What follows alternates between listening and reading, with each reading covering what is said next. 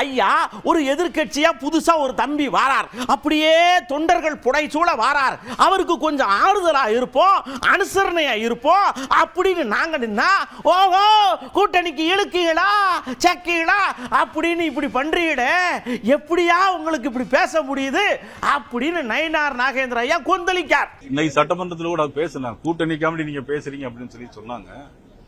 இதில் தமிழக வெற்றி கழகம் என்பதற்காக அல்ல, இறந்து போன 41 உயிர்கள் பாதுகாக்கப்பட வேண்டும் என்பதற்காக நாங்க பேசணுமே தவிர இதுல கூட்டணி எங்களுக்கு இல்ல. இன்னும் சொல்ல போனா அவர்கள் கூட்டணி ரொம்ப ஸ்ட்ராங்கா இருக்குன்னு நினைச்சிட்டு இருக்கிறாங்க.